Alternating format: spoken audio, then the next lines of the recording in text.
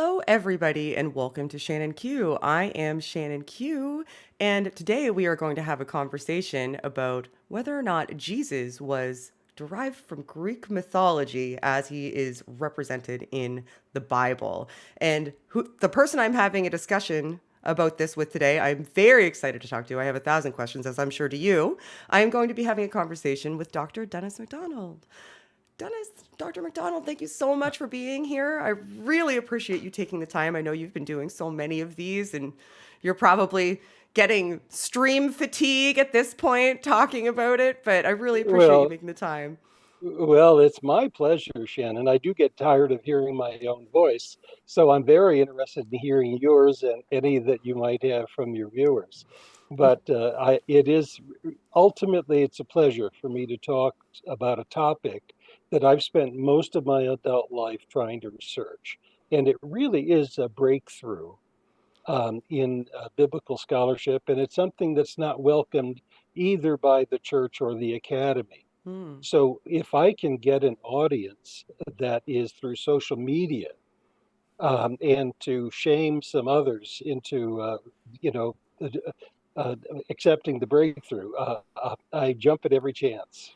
Well, what our motto here on this channel is that we enjoy having complex conversations, and this is going to be a complex conversation. It will be.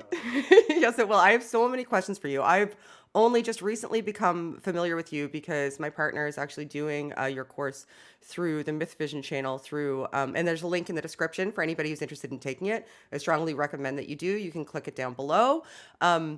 And we were having conversations about what you were talking about in the course. And I was talking to Derek about what you were talking about in the course. And it's something that I had never been exposed to as a scholarly concept before. And the concept is that Jesus, as he's represented in the Bible, is essentially, and the stories, specifically the stories about him and how they're framed and That's right. presented, not, Jesus himself whole cloth being created. And we'll get into that. We had a little chat about mythicism before the show.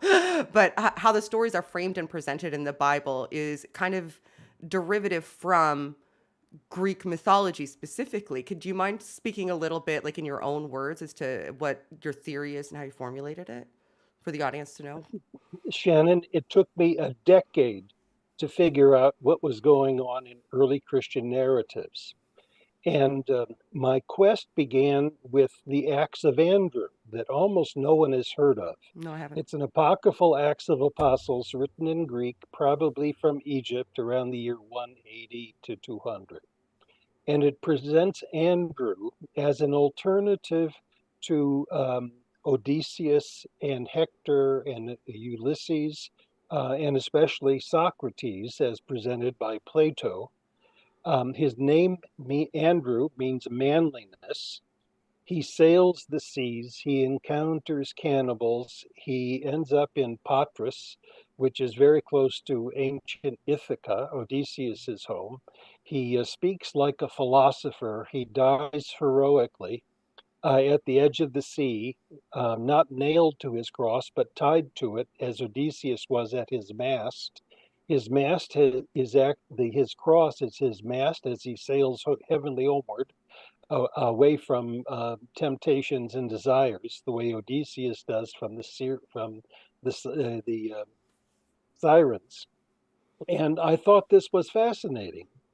And so I wrote it up. At that time, the Acts of Andrew had been published as a coherent book. And so I spent a decade working in Greek, Latin, Coptic, Armenian, trying to assess these texts and to put together a reader's version. Fortunately, there are other versions out now that are more scientific in their textual criticism, but I was eager to get a reader's version of this so that I could expose these wonderful imitations of classical Greek poetry and philosophy. As I was working on this text, I thought it was unusual and unique, sui generis of early Christian texts. And one morning um, in 1984, a long time ago, I was preparing a lecture on the Gospel of Mark, and I was unhappy with what I had as lectures before and in Mark and Scholarship. So I made myself a pot of coffee, got up at 4 in the morning, and read the Gospel of Mark in English. And Shannon, I was astonished by what I saw.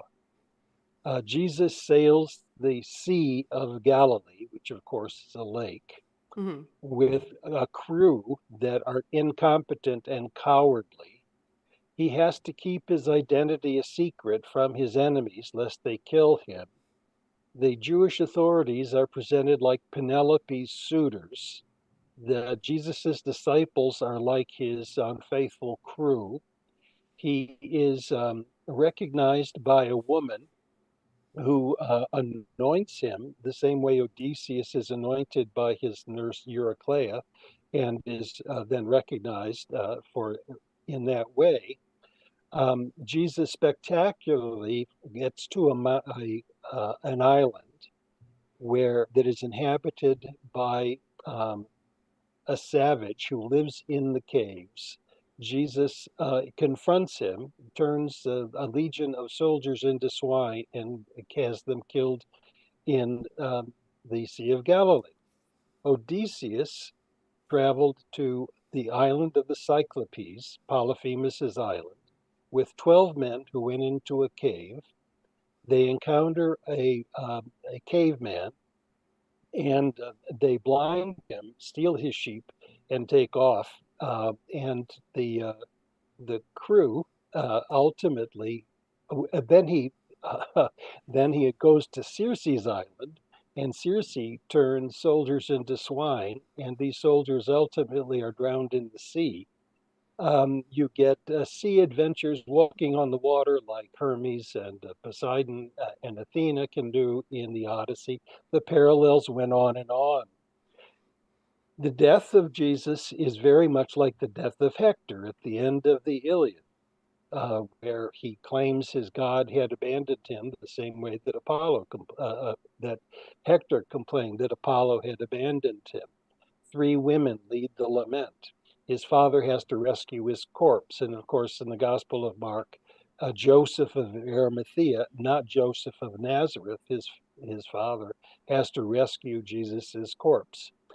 I was unable to put together a lecture on this topic for class, not because of time, but because I was astonished by what I saw, and I didn't want to mislead my seminary students. Oh, it gave you a bit of a Um, paradigm shift, did like in like real a time. huge paradigm Yeah. shift because I had a new pair of glasses for reading this text.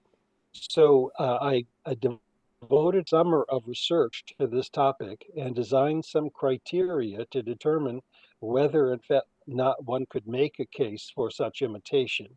I read widely in ancient literary and rhetorical handbooks to find out how people were taught how to write and have examples of such mimesis. Mimesis is simply the Greek word for imitation, Hmm. and a comparison of 2 characters is called a syncresis.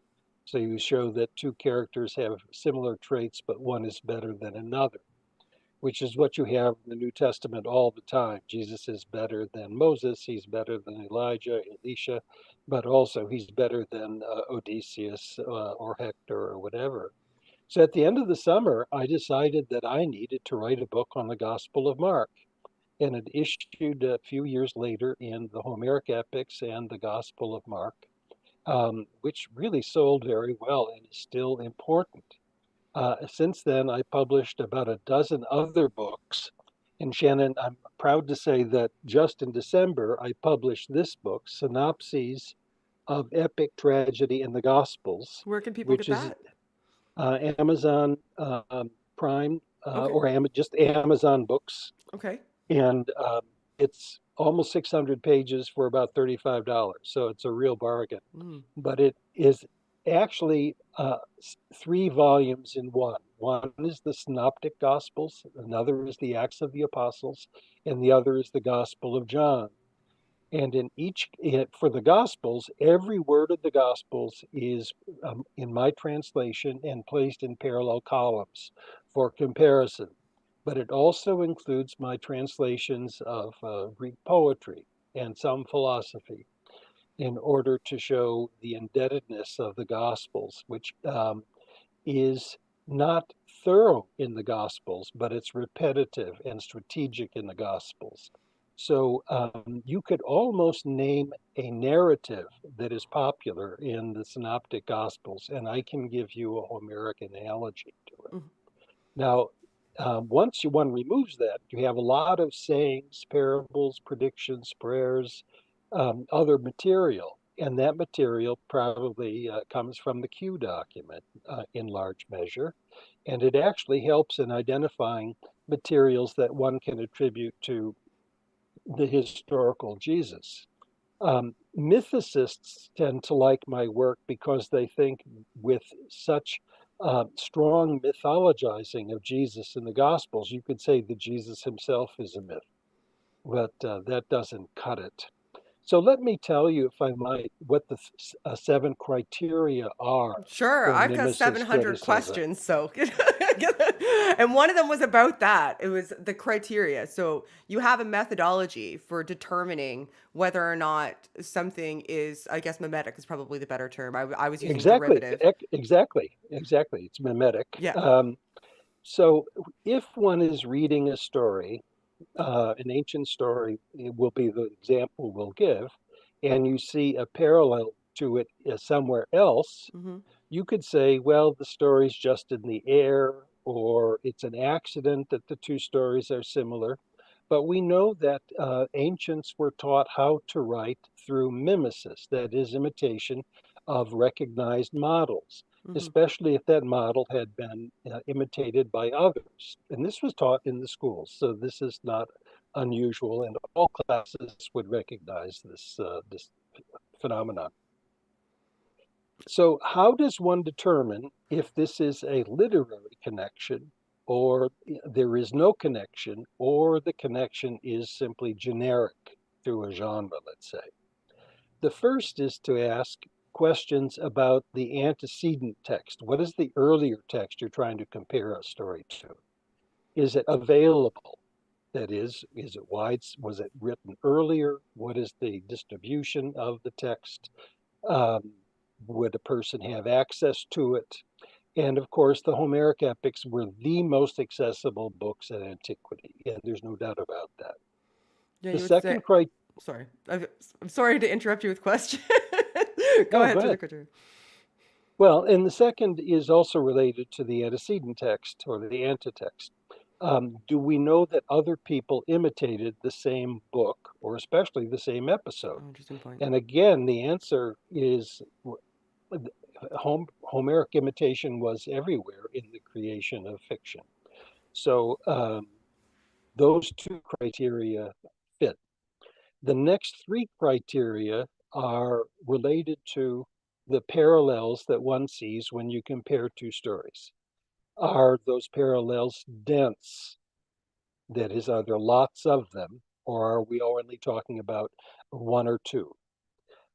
If you have a lot of parallels, then are they sequential or are they random? If they appear in the same order, they're more likely to come from a literary connection.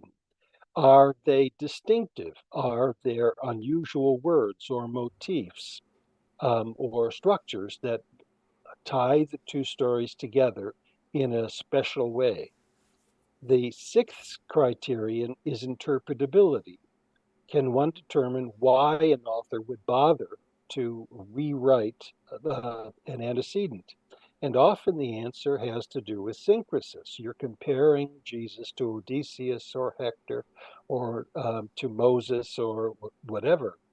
The final criterion is the hardest one to establish, but we do have evidence for it that's really quite copious, namely ancient recognition. Did audiences for whom the text was written or later audiences see the similarities and comment on them or imitate them themselves? And we have lots of examples of that in Eastern Byzantium, where people could read both the New Testament in Greek and Greek poetry. So those are the criteria. Now, these criteria can work on any two texts. You can this is the way you would evaluate whether someone's plagiarizing in a college essay. Would they have access to it? How many similarities are there, and so on. And you can even see why people would do it. But it's especially useful for poetry because Greek poetry is written in a different dialect from prose, let's say, in the New Testament. So those are the criteria. Um, they sometimes are negative. That is, you see parallels between two texts. You say, well, they don't fit the criteria. We just have to put that in the garbage can. In others, you say, oh my God, this is what's going on. We've got a comparison between two texts where an author strategically is rewriting an antecedent in order to make a new point. Now, I want to say one more thing about Sure. interpretability. Please do.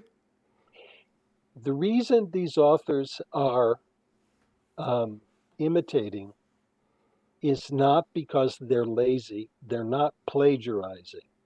They're trying to craft a narrative for their communities or their readers that establishes their identity over against the major stories of the classical world, or even in the early Roman Empire. So these stories are foundation myths for communities. They're not intended to hoodwink anybody. They're not pseudo histories. They're alternative mythologies. And it's a game that we don't play very often in the modern world. And so it's difficult for us to see. I think But we kind of do. Like, look what Mormonism did with Christianity, for example. Oh, that's a very good example. But in antiquity, you can see the example with Virgil's Aeneid, where Mm, he's rewriting the Homeric epics to establish the Roman Empire's identity over against the Greeks in yeah. the age of Augustus. So they have a framework that they're essentially kind of Yes, right. augmenting to fit their specific ideological group's Very belief well put. system. Well put. Yeah, well put.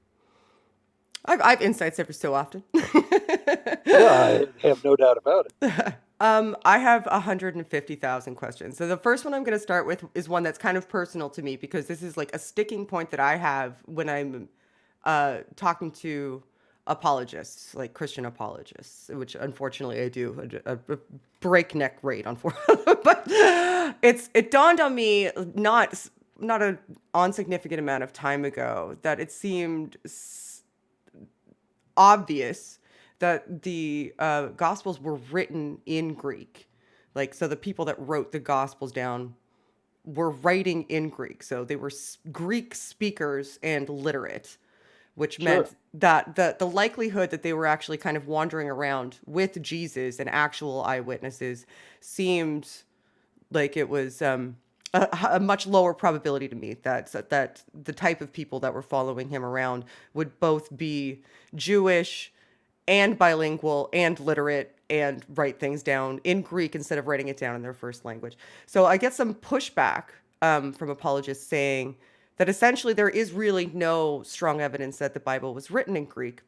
And I think that this kind of plays into some of the theory that you talk about as well, because if they were Greek speakers and Greek was their first language when they were writing the Gospels down, it would make some sense that they would have that sort of cultural influence potentially, like kind of guiding their hand through how they constructed the narrative of that story if they were a member of that Greek culture. Do you think that there's something there? And how do we know for sure the Gospels were in fact written in Greek? Oh, absolutely. They had to be written in Greek. Glad to hear And you say that. they're rewriting each other. And you Yes, can compare the Gospels, and you can see there's this whole that synoptic they're problem. yeah, that's Yeah. right. And I'm writing on that too, Mm. by the way. Yeah. So they had to write in Greek. Now, if they knew how to write in Greek, inevitably they'd been exposed to Homeric epics. Hmm. That is the only way, as far as we know, to learn to read Greek. Oh. And the reading of Greek Yeah, give That me there are no other that examples of it. makes some sense to me because there wasn't a lot of other widely distributed literature that people would be learning to read on, I suppose, at the And the time. reason that people learned to read was a part of their cultural identity as Greeks. Mm, So it meant that they could be a part of the intelligentsia mm, of the Greek world. They can participate in Greek culture because they know how to quote Homer and so on. Writing was a different story. Writing was more of a technology, but reading and literacy was important as for becoming Greek. mm-hmm, So if they could read Greek, they'd been exposed to Homer. mm-hmm. Now, not everybody exposed to Homer imitates Homer, so that's a different story. But I find it to be very difficult because I'm a former fundamentalist myself, and I guess I wasn't an active um, uh, advocate or proponent, but I just find this kind of anti-intellectual discussion of the New Testament to be immoral. Um, Interesting. so, so they're they really are not humanists. They are not scholars. They're fishing around for what's the word I'm looking for? The I perceive them as kind of indoctrinators who are using this to, uh, gain oh, notoriety or it's special power. pleading. They're Yeah. not respecting the Bible. They really are not. They're imposing their identity on the Bible, Okay. and so I find it very awkward to begin talking to them because the playing ground, the playing field is not level. So what is the word I'm looking for? It's the It'll come to you as we go. the apologists, the Yes. apologists, Yeah. the Christian apologists. I just find them to be reprehensible and unscientific, and I don't want to talk to them. Well, you don't have Now, to. my work shows how bankrupt that understanding is of these Christian texts, and they cannot understand. Shannon, they cannot understand the New Testament from that perspective because that's not where the authors were, that's not where the communities were. Hmm. They are protecting the notion that the New Testament is part of the Word of God. It's revealed, it's inerrant, and you can explain away all these problems. But they focus on the problems, and that's where apologists get stuck. I focus on the beauty of the creativity of these authors and how they're trying to create meaning out of um, the the materials given them by classical poetry, and it's a thing of beauty. It's crafting an identity by art over against outsiders to say who we are not, why our savior is better than the Greek heroes, and so on. So I understand why people have this pushback at an apologetics level. But what I'm curious about is why you feel as though you're getting pushback from an academic level. Is it because people either have the bent towards it being, a historical text and they're trying to read it as a historical text and they're not willing to read it more so as a mythological text? Is it because they're tied to it ideologically and they don't want to open up those questions? Has anybody articulated why it is that you're receiving pushback in the academic realm? Well, I think there are three reasons. One is honestly scholarly jealousy, Okay, because if I'm right, there is so much written on the Gospels that's wrong. got you. And that is a really fundamental problem. So instead of having academic engagement with my material, it's usually just avoidance and you can't argue with avoidance. You can't put a gun to someone's head and you have to say you have to read this book. Yeah. And so that's one. Another, though, is that the field is not equipped either with its commentaries or its technical work to compare the New Testament with Greek poetry. So it's very good in relating it to the Jewish Bible. Mm. So, for example, the critical edition of the New Testament has 3,000 entries of an appendix, of an index to parallels to the Hebrew Bible. That's such a good It point. has it has 5 to classical literature, Hmm. only two to poetry, none to Homer, none to Virgil. These are the major literary works informing the early church. To give you another example, let's compare those numbers with the numbers of literary papyri that we have from Egypt, 200 CE to 200 CE. We have 5 fragments of the Jewish Bible in Greek. Hmm. We have over 600 in Homer. So you compare the contrast between those numbers is astonishing. Readers of the New Testament knew their Homer better than they knew their Bible. Now, even though the authors of the Bible, of the Gospels, are more interested in relating Jesus in many cases to the Jewish scriptures, um, they can't account on them knowing those scriptures. They can account for them understanding the great stories of Homer and Euripides and so on. Do you think it was a For the conscious statue, attempt at hybridization then? Like turning, like using Jesus as the catalyst to kind of like merge the Jewish scriptures with the Greek traditions so it's that culturally hybridity. yeah, It's cultural hybridity. So yes, Jesus is better than Moses. Yes, Jesus is better than Ulysses. fascinating. So do you think that that was like a conscious decision by a specific author, or do you think that Jesus, I'm wondering how Jesus factors into this in the narrative. So do you, because you're not a mythicist, we talked about that before. You believe that Jesus was an actual historical figure, and was likely, one of the apocalyptic preachers who was roaming around. My idea of who he is in the Bible is probably that he's just some amalgam of, multiple preachers of that time. There's probably 15 of them named Jesus walking around the same time. But how do you think that the culture just kind of became aware that people, like, that the Jews believed in this Jesus figure, and then the Gospels were written later?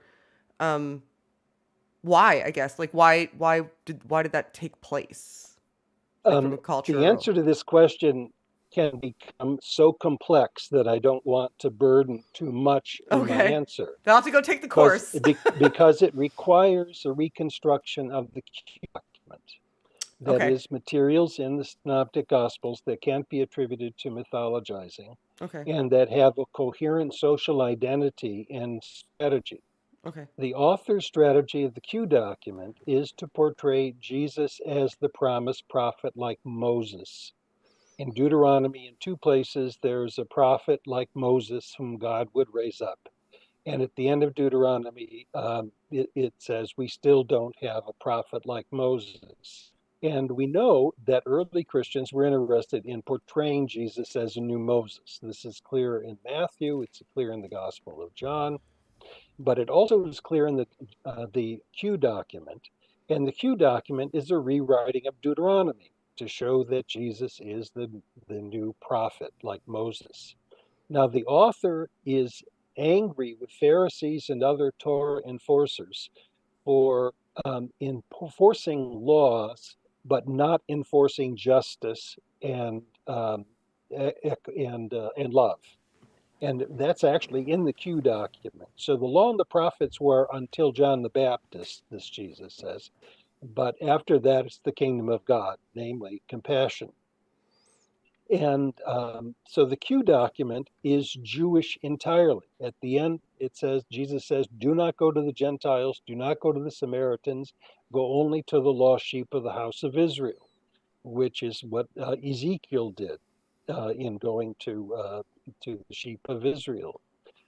So Jesus seems to be aware of Greeks. He probably could speak Greek. There's a lot of bilingualism in the area, Hmm. but he was not mythologizing. He got mythologized first as a new Moses, but it still is a Jewish project.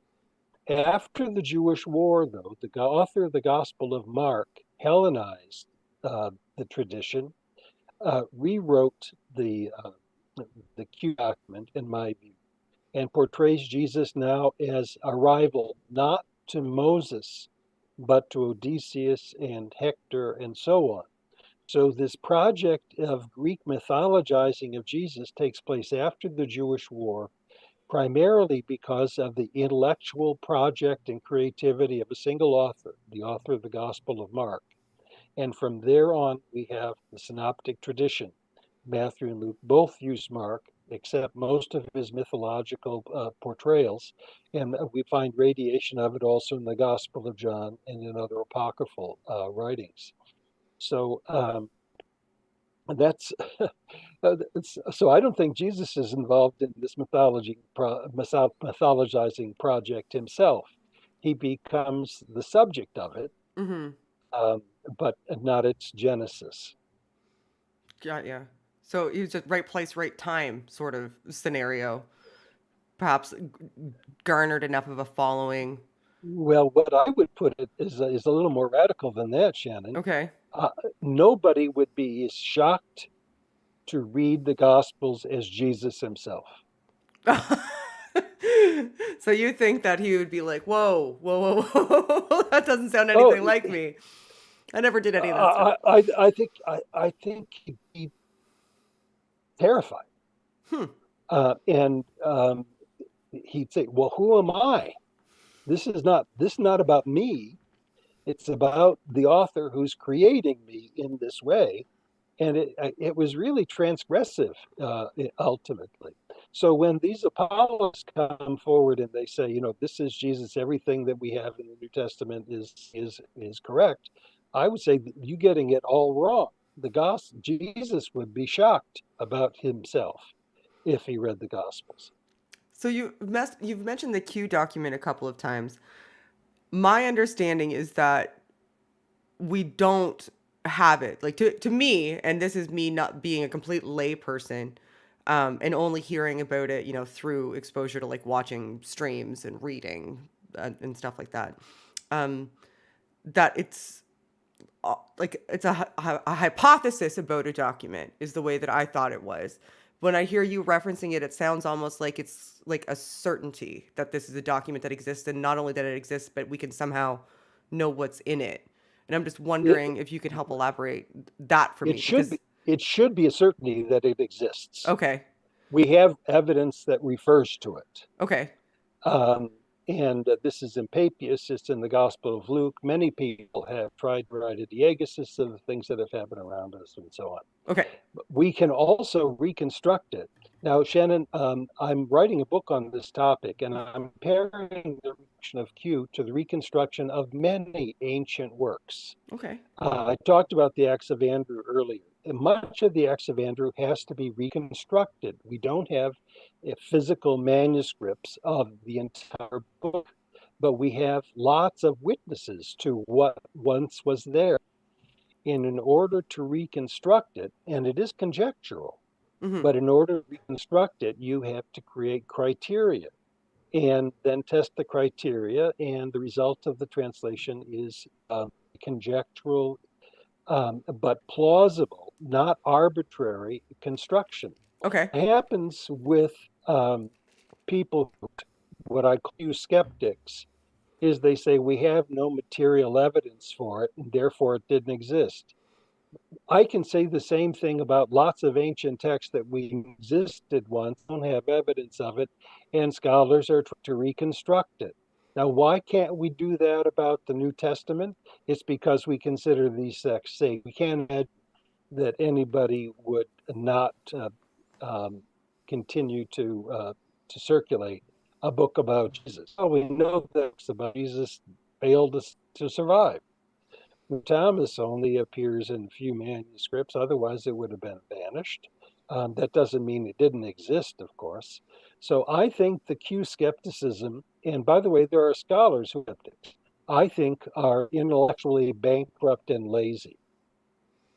I Okay. know I'm going to get in trouble for that, but I just think there's too much evidence for it, and if they had good philological skills, they'd get it done. Yeah, so thank you for that Now because that doesn't mean sorry, I was just gonna say but that that helps doesn't elucidate mean it for that me a bit. any okay, but that doesn't mean that Reconstruction is going to be secure. It's all going to be conjectural, Hmm. but it is arbitrary. Not imagine it's on science. Oh, I think I've lost your sound. Can Was you? that right? And then you're a little Can bit. am I?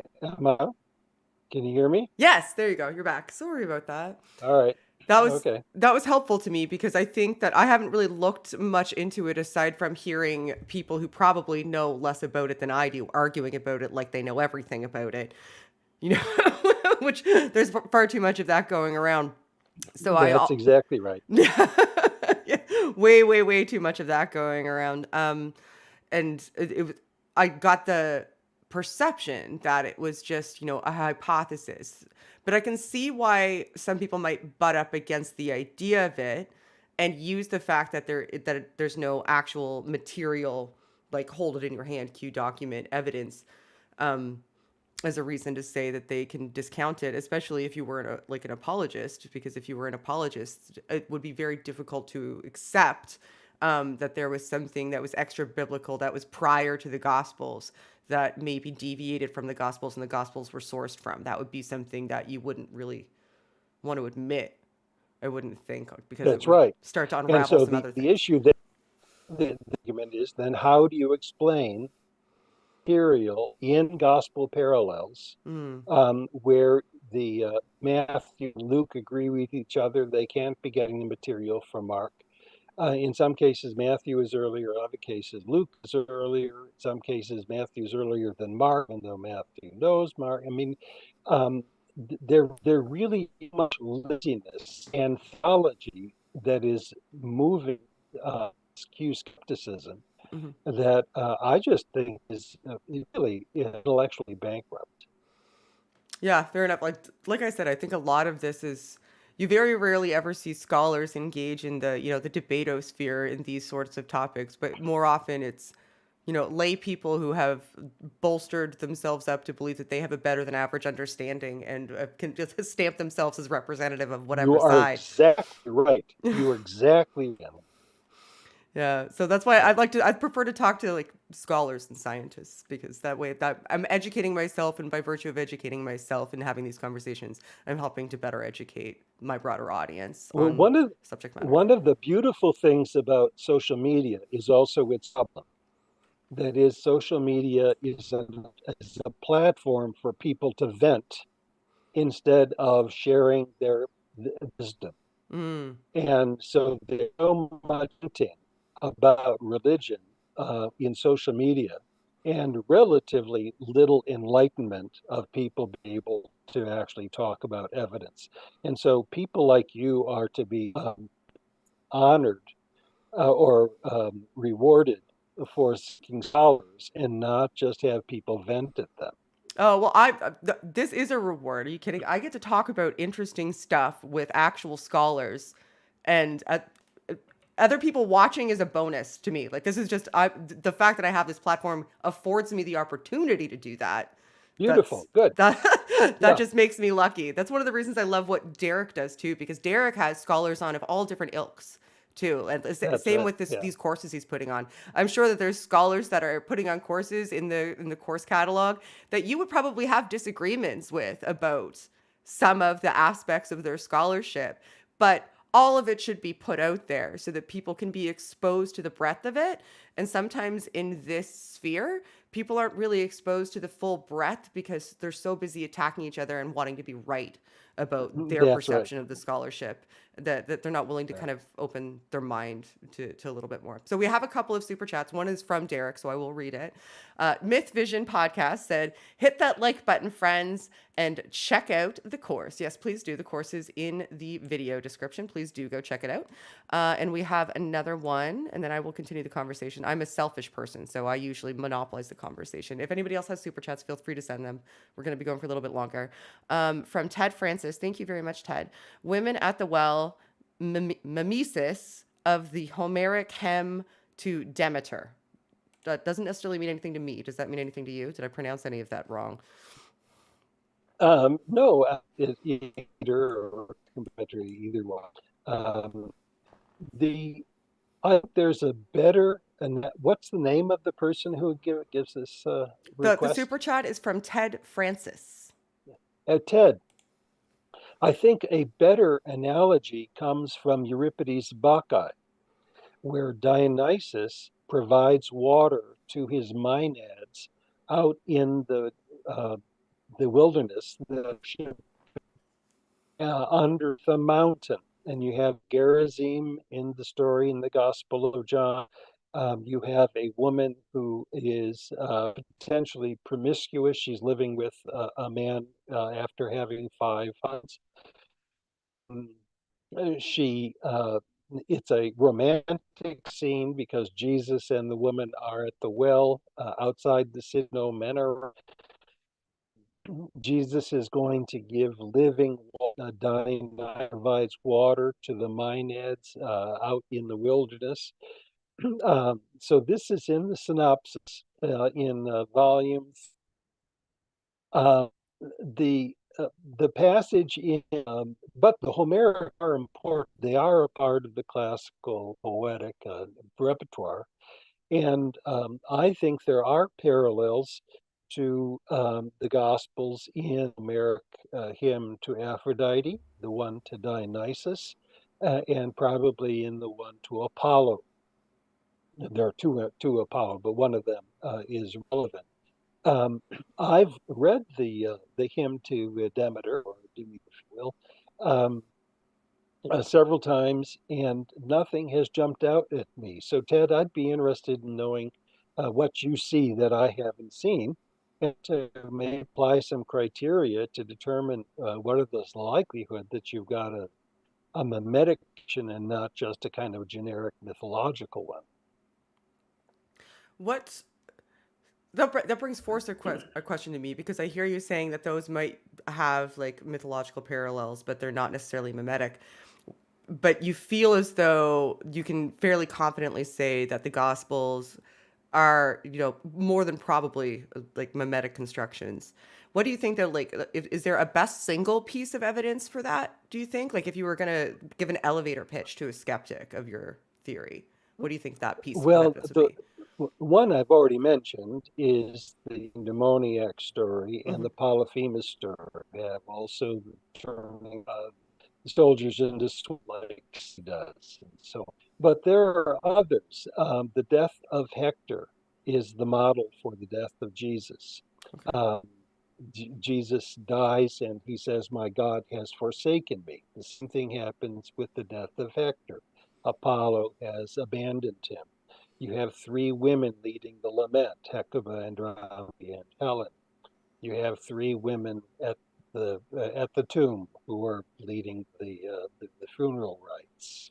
But the one we can by Odysseus has to keep his identity a secret from the suitors lest they kill him. Um, so he keep his identity a secret, but he meets with Penelope and he tells her that her husband is going to come home soon, um, before before the new moon. And he says he is near. I guarantee that these things are going to come to pass.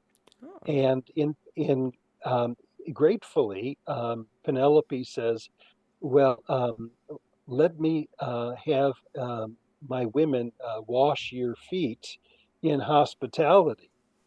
And Odysseus says, "Well, I don't want young women to wash my feet. It's okay if this old woman does," because his nurse is there, his old nurse is there. Her name is Eurycleia, and her name means renowned far and wide. So she washes his feet, and while doing so, recognizes the scar on his leg, and she says, "You are my Lord." Wouldn't have recognized you until I had handled you. In the Gospel of Mark, Jesus keeps his identity a secret from his foes, but he takes four of his most famous his most intimate disciples, tells them he is going to return and that he is near, and these things will be fulfilled. In the Odyssey, Odysseus says, her husband Odysseus, he's lying, is consulting an oak tree in Dodona to discover when he should come home. Jesus tells the disciples, look at the fig tree. When you understand putting forth its leaves, you'll know the end is coming. Immediate Jesus gives these instructions about his return. Um, the woman anoints his feet and recognizes that she needs to do so for his burial. And Jesus says, then what she has done, wherever the gospel is preached, what she has done will be told of her. In other words, she will have eternal renown, widespread renown. Eurycleia means widespread renown. It's a distinctive trait to tell the reader that Odysseus is similar in this regard. In fact, at the end of this passage, where Jesus is talking about his return home, he says it's like a man who went on a journey, who put his slaves in charge. Therefore, watch, because you do not know the day or the hour when he's going to come. That's the story of the Odyssey. Odysseus leaves for the Trojan War. He puts his servants in charge. They don't know when he's going to come back. He'll reward the faithful, but he'll punish the unfaithful. So Mark is really advertising its Homeric background, saying that Odysseus is not Jesus, not just like Odysseus, but he's better. Cool. Let's okay. So I have a question. I saw a question from Kip from. Do you know who Dr. Kip Davis? He's No. he's Oh, a yes, I do. Yes, I do. yes. Ah, ha, ha, ha. Busted. Yeah. He said one earlier, and the question itself interested me. It said, "I am interested to know from Dr. MacDonald if what the Christians were doing with the epic Greek poems was innovative. Were others doing the same thing with the same literature?" And I was going to ask a similar question, like, are there other examples that you can think of where something like this took place? There are so many examples that I have to be selective, but Oh, the okay. book of Tobit is a rewriting of passages in the Odyssey. Third Maccabees is full of allusions to Euripides' Bacchae. The book of Judith has parallels to the Iliad, the Odyssey, and the Bacchae, including the beheading of Holofernes. Um, you have imitations in Josephus that have been cataloged by a number of scholars. There are about a dozen of them, especially in the Antiquities, where Josephus wants to fill in gaps of in the Septuagint version of Israel's history, and very episodes are simply skimmed over. And Josephus will fill in the gaps by imitating Homer. And this seems to have been really quite widespread. So your question is an excellent one, but the other people have seen these parallels, by the way. So I'm not the only one who's discovering them. But what I would say, though, is that what's going on in the Gospels is more dramatic and consistently creative than in these others. By the way, in some cases, um, the um, the antetext or the model is occulted. That's the author does not want you to know that he or she is imitating. In other cases, it's announced that I want you to know that I'm imitating um, this antecedent, and that's the case in Third Maccabees with the Bacchae. Okay. So so it sounds to me as though in multiple other arenas, in similar sort of circumstances, when doing textual analysis that's comparative, people would accept this as a reason, as at the very least a reasonable hypothesis that's worth exploring. But that doesn't seem to be what's happening here, even though the same sort of prerequisites and availability and scaffolding for analysis. I wonder why it is that people won't open themselves up to the chance that there might even be a probability for it. It's frustrating.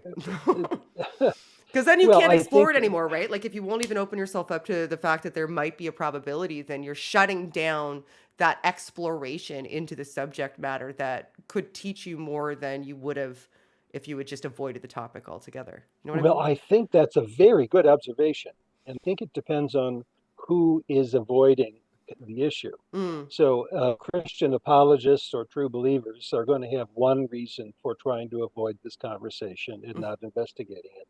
But scholars have another one, and it goes something like this.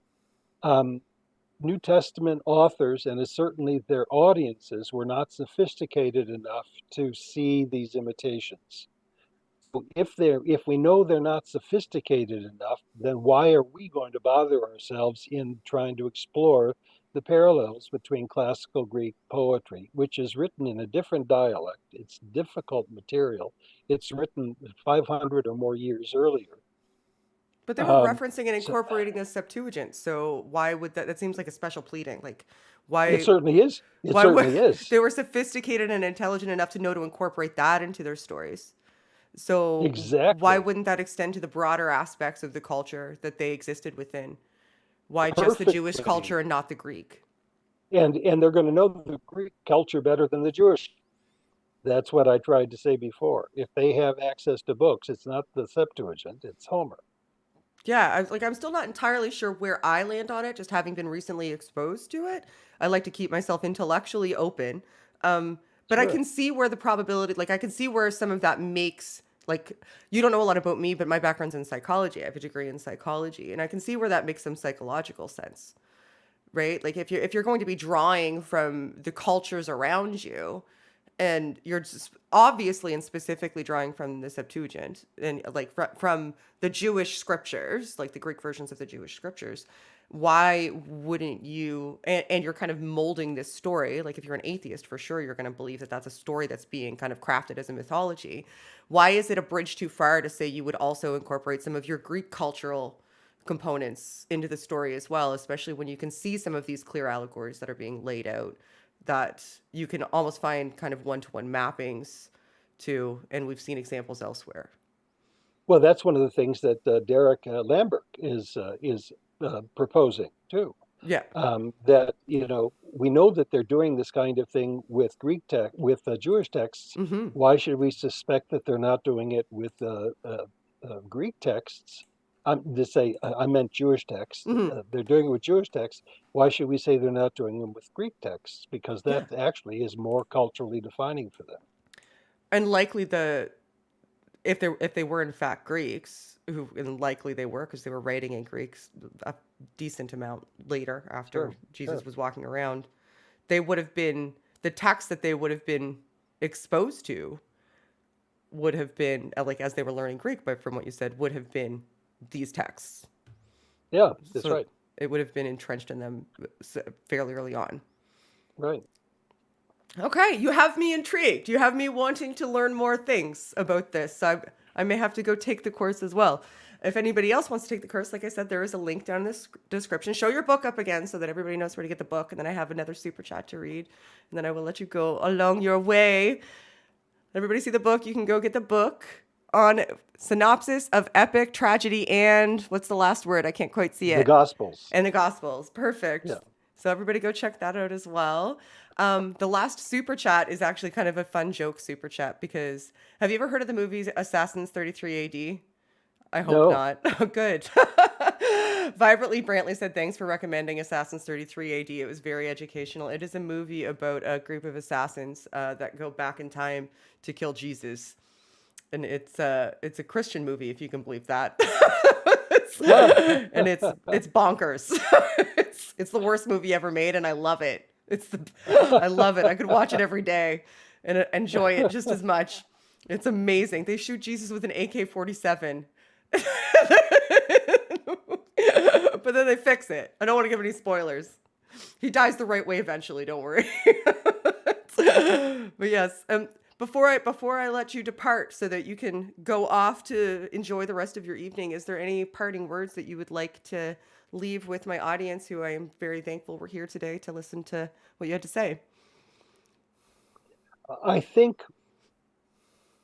people need to find a way to analyze this material. And I'm a pioneer, but I'm not a settler. And so this book that I have is really a reference work. It's gospel parallels in English for you to compare these texts for yourself. But in addition to the Jewish texts that are possibly informing them, there are Greek poetic texts. So Homer, Euripides, some Plato, and make your own judgments. But don't be kind of an armchair skeptic. I'm not talking about you, but one shouldn't be an armchair skeptic by just saying, well, this is all impossible. They're not doing this. Make up your own mind. Take a look at these parallels, and then you give me an explanation for them, or craft another explanation. But even more important than that, I think one needs to do what the gospel authors were doing. That is, they were using their intelligence to craft new narrative, to help their readers make sense of this nasty world. And to understand gospel composition that way, as opposed to a revelation of God telling people what Jesus is all about and that kind of thing. It's much better to see human creativity at work in trying to manage identity in a world that helps the readers make sense of it. Great, thank you. And let this be an object lesson to those of you who are listening with an immediate knee-jerk reaction for the difference between skepticism and cynicism. Go and expose yourself to the actual work that is being done and familiarize yourself with it. And maybe you'll expand your mind and learn something, and you too could have a paradigm shift. Thank you so much, Dr. MacDonald, for taking You're the a good time. hostess. Yeah, thank you. I do my best. Fiction. I do my best. It's the Nova Scotian in me. It's the Canadian in me. We love a good get together, a good conversation. We're usually in the kitchen though, and I usually have much stronger drink. But you were great company, so I didn't need one. Okay. Take care. Thank you so much. And as always, everybody, help elevate the discourse. Bye. There, we are clear, my friend.